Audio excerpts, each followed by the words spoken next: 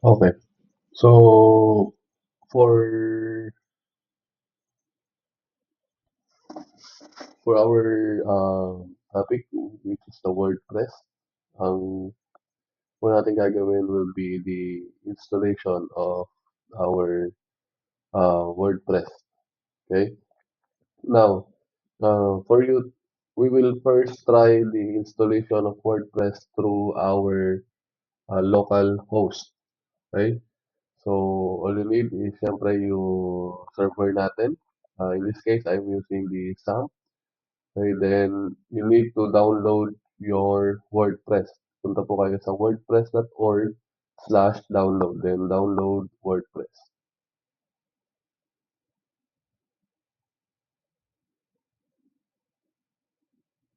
Okay.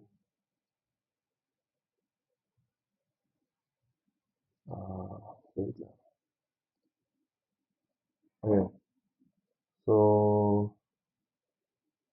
nagkaroon lang ng internet interruption pero antayin natin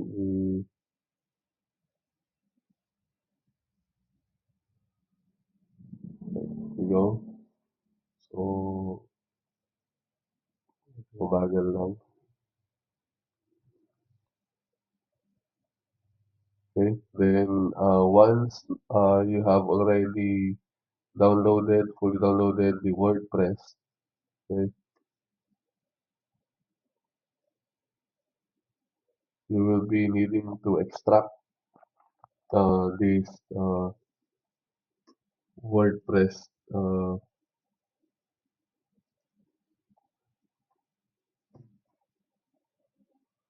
folder for downloads. And then you need to extract, okay, extract to WordPress 6.8.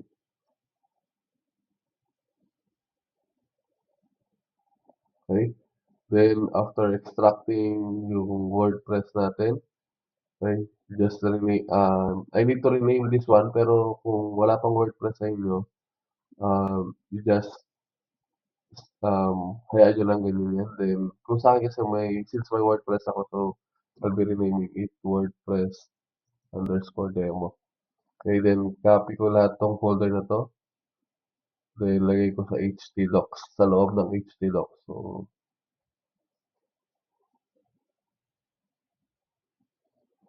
okay. So, yan. Na-copy natin. Now, the next thing that we need to do, syempre, naka, syempre start yan. Then, punta tayo sa ating PHP admin. We will be creating our database. Okay? So,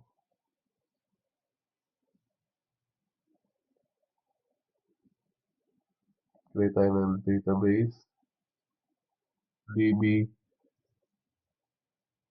wp demo 2. Okay? Then, let's just create. Tandaan niyo po yung create natin na uh, database na yan. Okay? So, then, let's go to your installation process. So, 127.0.0 / WordPress demo. Okay, since WordPress demo po yan.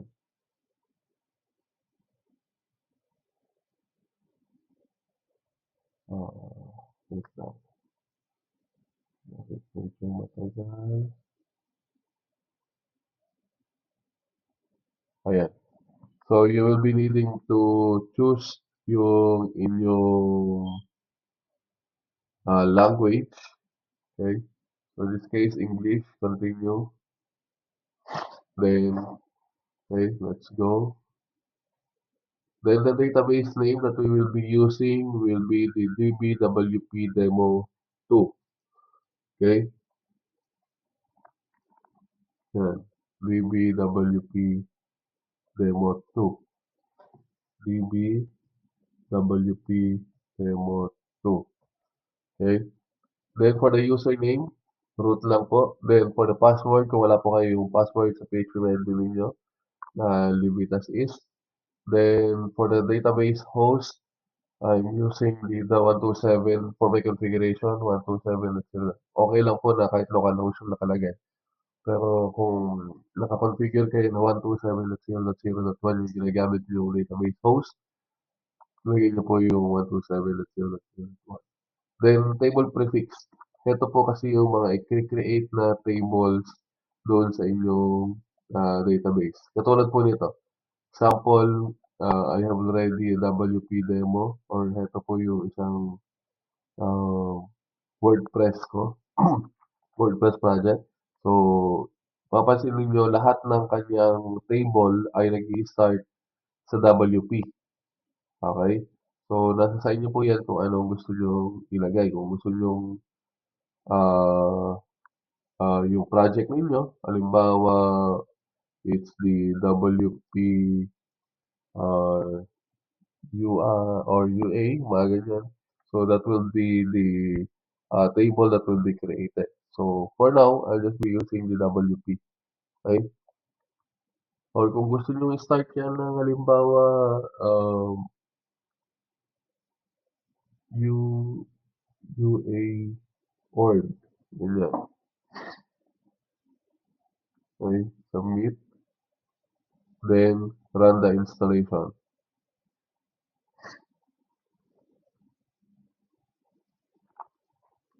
Now, for the site title, lagay nyo lang siguro dyan, first demo. Okay? The username. Ito po yung gagamitin nyo to log in. So, tandaan nyo rin itong username na to. So, admin. Okay? Kung gusto nyo maglagay ng sarili nyong password. Okay? So, may suggested naman dyan kung gusto niyo. But for this one, I'll be using the password 12345 admin. Okay? So, yan. Medium lang yung ating yung kanyang password strength. Okay? Then, your email kung saan natin siya later on kapag halimbawa nagka-problema, pwede natin siyang i-retrieve dito sa email na to. I'll be using my email na ito. Okay? Then, install WordPress.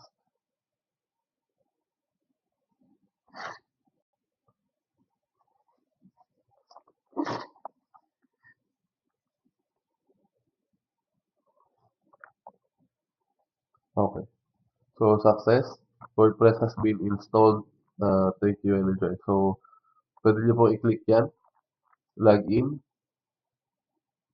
So, check natin yung ating screen. Ayan, kung mapansinin nyo, ito na yung mga na-create na tables, pre-created tables dun sa ating WP Demo 2 na database. So, as you can see, nag-start sila lahat sa dun sa table prefix na ginawa natin. Okay? So, yan. Then, login, yung ginamit natin kanina, or yung create natin na username. Then, dito, hashtag ad, 1, 2, 3, 4, 5 admin. Okay? Login.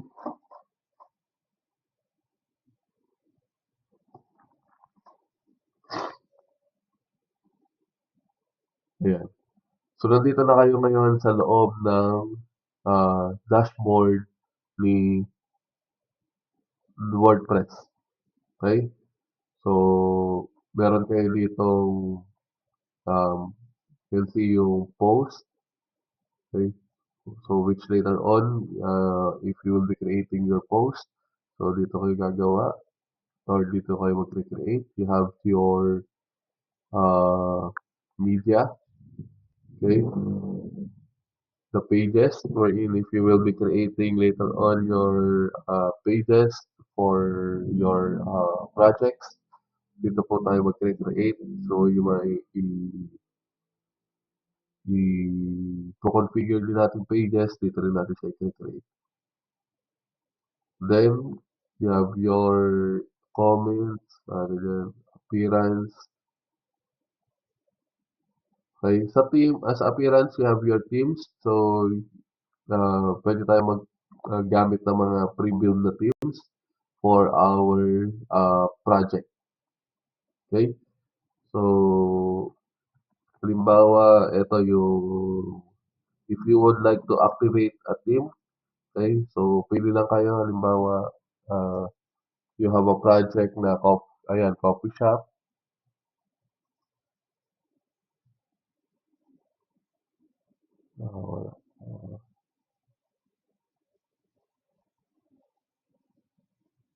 Uh, search result, sorry. Mali, mali. It should, yeah, mali yung pinupunta ko. Yan, yan. So, pwede rin kayo mag-upload ng team. So, ano po yan? Halimbawa, WordPress free team.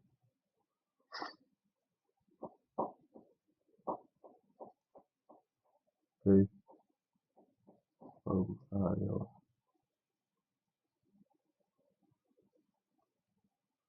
Bumabagal lang yung net natin. So, eto may mga teams naman tayo dito. Usually, yung mga yan. Okay. So, meron na kayong mga pre-built na po na mga ah, teams na pwedeng gamitin. Okay? So, you just need to choose kung ano yung gusto nyo. Halimbawa, uh, siguro tingin tayo ng medyo, ito na lang. Sige, install. Okay? So, pag napili nyo yan, click install. Okay? Installing. Then, kapag halimbawa dito kayo nakakita, if meron kayong ma-check na mas bagay sa ginagawa nyong project, ayan, pwede nyo namang, halimbawa ito, download. Ayan, okay. So, since ito, na-install na, so activate.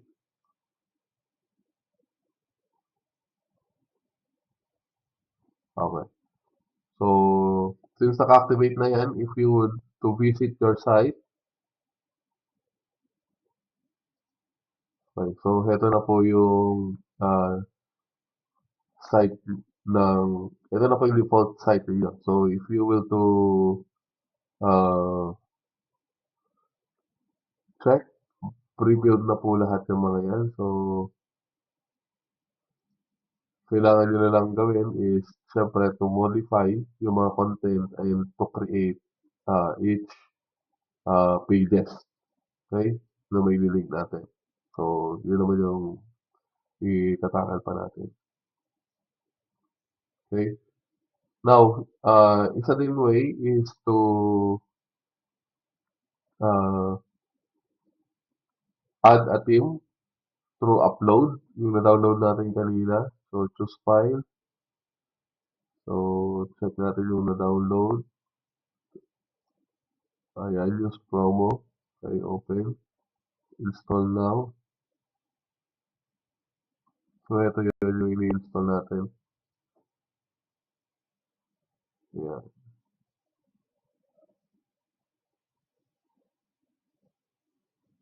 Activate natin.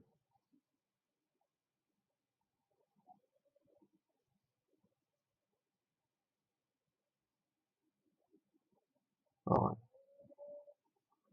So, pwede tayong pumunta doon sa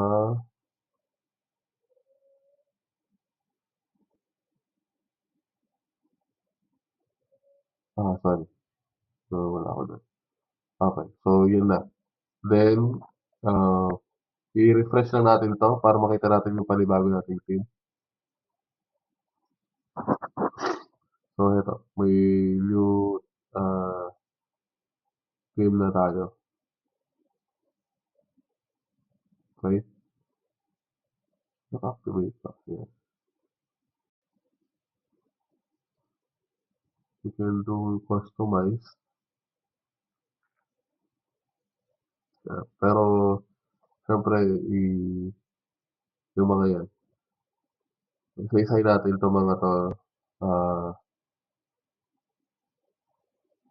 later. Okay? So, as we go with our project development, okay, with WordPress. So, yeah. Then, we go to, eto may, depende yan sa appearance ninyo, may mga available din na widgets na we can already make use of. Okay? Mga yan. So, pwede natin siyang ilagay sa inyong uh, WordPress. Okay? Or sa inyong site. Then you have your plugins. If later on you decide to put some back-end mga capabilities, mga features on your project, so we might be putting some plugins then later on. Okay? So users, pwede kayo mag-create ng users that will be that will also have an access with your project. So to add user, yan,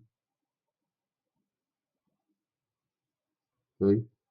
So pwede kayong mag-add ng uh, user natin dito.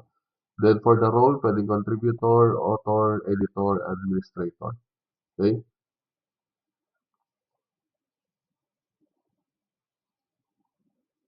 And you have also different tools pwedeng gamitin, settings. Isa-isahin natin din naman natin yan. Binibigyan na natin yung tour for the whole na project. Okay? So, halimbawa, papalitan natin yung site title ninyo. Okay? UA demo or organization. Okay? Then, say changes. Should automatically apply dito. Ayan. Okay. So, that's how you install your WordPress, and your task is to check, okay, yung mga different na menus within your, to familiarize yourself dito sa mga menu pa lang ng inyong dashboard. Okay? So, again, thank you. Now, halimbawa, nag-log out kayo kung paano kayo pupunta ulit sa site ninyo. Okay? Ito lang po kayo sa uh, wp-admin.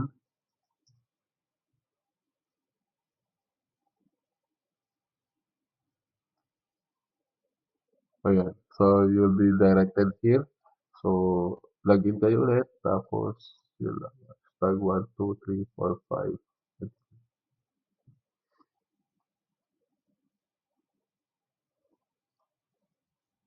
Okay. So, yun na po ulit.